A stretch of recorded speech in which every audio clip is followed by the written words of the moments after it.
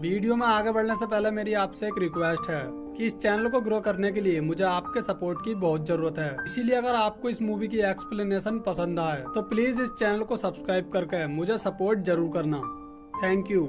कहानी की शुरुआत में हम कब्रिस्तान के पास एक आदमी को देखते हैं जो कि एक ग्रैब डिगर है। इसी दौरान उसे कब्र के नीचे से कुछ आवाजें सुनाई देती हैं और वो वहां चेक करने लगता है। इसी दौरान एक हाथ कब्र से बाहर निकलता है और उस आदमी का गला पकड़ लेता है। वो आदमी किसी तरह खुद को छुड़ाने की कोशिश करता है और पास में ही पड़ी एक बड़ी सी कैंची से उस हाथ को काट देता है। इसके बाद हम उस आदमी की ठेला गाड़ी में कुछ और बॉडी पार्ट्स को भी देखते हैं, जिससे हमें पता चलता है कि इस कब्रिस्तान में कोई बड़ा राज दफन है और ये आदमी उस राज से अच्छी तरह से वाकिफ है। खैर, इसके बाद हम एक स्कूल का सीन देखते हैं जहाँ प्रोम नाइट के दिन एक शो होने वाला है और सभी लोग उसी की तैयारी करने में लगे हुए हैं। उस शो में भाग लेने के लिए स्टीवन नाम का एक लड़का ग्वेन नाम की एक लड़की को अपने साथ शामिल करने के लिए उस लड़की से पूछने के लिए जाता है, लेकिन ग्वेन किसी दूसरे लड़के के साथ शो में जाना चाहती है, इसीलिए वो उसे मना कर देती है। इसके बाद हम 3 लड़कों को देखते हैं जो कि साई-फाई क्लब के मेंबर हैं। वो स्टीवन के पास जाते हैं और उसे साई-फाई क्लब की एक मीटिंग में आने के लिए कहते हैं। खैर, इसके बाद हम लिंजी और मिच को देखते हैं। मिच लिंजी से प्रोम नाइट के दिन होने वाले शो में अपने साथ डांस करने के लिए कहता है, लेकिन लिंजी जिमी नाम के एक लड़के के साथ वहां जाने वाली है, इसीलिए वो उसे मना कर देती है। जिमी एक पिज्जा डिलीवरी बॉय है और इसीलिए मिच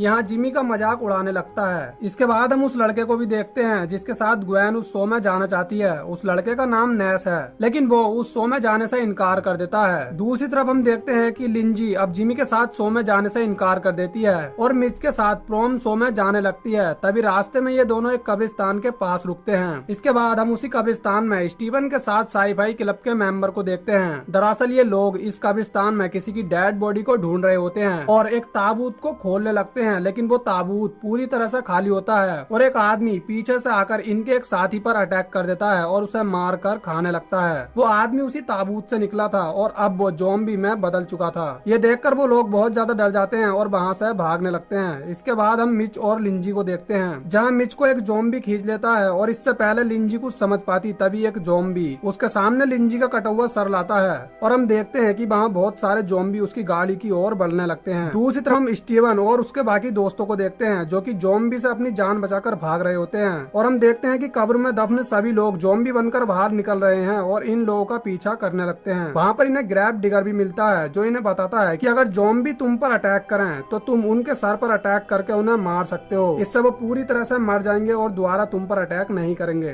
फिर ये सब ज़ॉम्बी से बचने के लिए आगे की ओर बढ़ने लगते हैं। तभी इनके पास कार लेकर लिंजी आती है, जिसके बाद ये सब लोग कार में बैठ जाते हैं और लिंजी इन सबको लेकर वहाँ से चली जाती है। इसके बाद हम जिमी को देखते हैं जो पिज्जा डिलीवरी करने के लिए घर जाता है, लेकिन उस घर के सभी लोग ज़ॉम्बी बन चुके थे और वो जिमी पर अटैक करने के लिए आते हैं, लेकिन जिमी किसी तरह अपनी जान बचाकर वहाँ से भाग जाता है और काइल नाम के एक लड़के के पास पहुँच जाता है, लेकिन बहुत सारे ज़ॉम्बी उनकी ओर बढ़ने लगते हैं और उनसे बचने के लिए काइल उन पर गोलियां चलाने लगता है। कुछ देर बाद वहाँ पर ग्वेन भी आ जाती है और ज़ॉम्बी उस पर भी अटैक करने आते हैं, लेकिन काइल और जिमी एक एक करके उन सारे ज़ॉम्बी को मार देते हैं। इसके बाद जिमी लिंजी को कॉल करता है, तभी उसे पता चलता है कि लिंजी और साई-फाई क्लब के लोग ज़ॉम्बी से बचते हुए एक घर में आकर छुप गए हैं और किसी के आने का वेट कर रहे हैं। तब जिमी उनसे कहता है कि मैं भी अपने सभी साथियों को लेकर वहाँ आ रहा हूँ, तब तक तुम उस घर में ही रहना। इसके बाद जिमी, काइल और ग्वेन सीवर के रास्ते लिंजी के पास जाने लगते हैं। तभी वो नोटिस करते हैं कि पास के ही एक पावर प्लांट है, कोई लिक्विड सीवर में डाला जा रहा है। खैर, इसके बाद वो किसी तरह लिंजी के पास पहुंच जाते हैं। जिमी को देखकर लिंजी बहुत ज्यादा खुश हो जाती है। तभी हम देखते हैं कि बहुत सारे ज़ॉम्बी उसी घर की तरफ बढ़ने लगते हैं और ताबूत में से एक ज़ॉम्बी निकलकर इन पर अटैक करने के लिए आता है, लेकिन ये लोग किसी तरह उस ज़ॉम्बी से अपनी जान बचाते हैं और एक दूसरे रूम में पहुंच जाते हैं और उस रूम के सभी ज़ॉम्बी को मारकर उस रूम में छुप जाते हैं।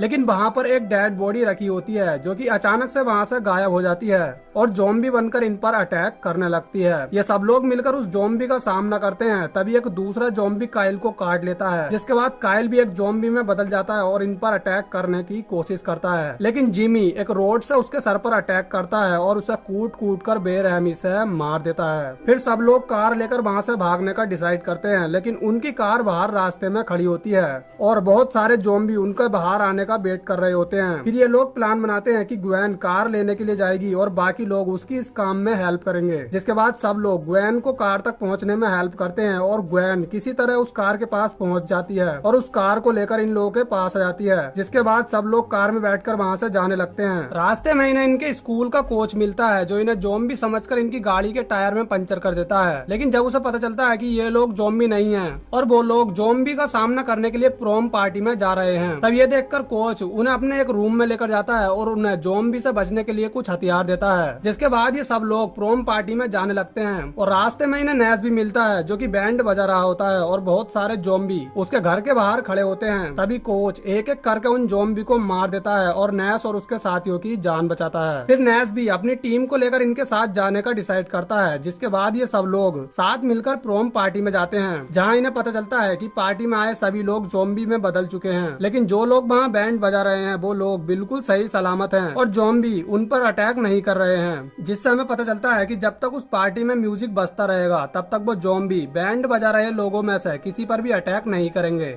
स्कूल को ज़ॉम्बी को खत्म करने के लिए स्कूल को ब्लास्ट करने का डिसाइड करता है। जिसके बाद ये सब लोग मिलकर उस स्कूल की सारी खिड़की और दरवाजे बंद कर देते हैं जिससे कि ज़ॉम्बी बाहर ना आ सकें। इसी दौरान इन्हें वहाँ प्रोम क्वीन के साथ साथ कुछ और लोग भी मिलते हैं जो कि अभी भी ज़ॉम्बी नहीं बने थे और ज़ॉम्बी से बचने के लिए एक जगह आकर छिप गए थे। ये लोग उन्हें भी अपने साथ ले लेते हैं। इसके बाद कोच टनल में जाकर हर जगह पर एक्सप्लोजन लगा देता है, लेकिन तभी गलती से उससे एक्सप्लोजन का रिमोट छूट जाता है और बहुत सारे ज़ॉम्बी के बीच जाकर गिर जाता है। तब वो कॉल करके जिमी को इसके बारे में बताता है और जिमी उस रिमोट को वापस लाने का डिसाइड करता है। इसके बाद वो उस रिमोट को लेने के लिए उस रूम में जाता है। तभी उसके पास लिंजी भी आ जाती है और वो उसे बताती है कि बाहर ज़ॉम्बी ने उनके कुछ साथियों पर अटैक कर दिया है और उनसे बचते हुए ही वो उसके पास आई है। इसके बाद ये दोनों एक टेबल के पीछे छुप जाते हैं और वहाँ मौजूद रिमोट को उठाने लगते हैं। तभी एक ज़ॉम्बी इन्हें देख लेता है और बहुत सारे ज़ॉम्बी इन पर अटैक करने लगते हैं, लेकिन ये दोनों किसी तरह उनसे अपनी जान बचाने लगते हैं। लेकिन अब ज़ॉम्बी ने इन्हें चारों तरफ से घेर लिया था।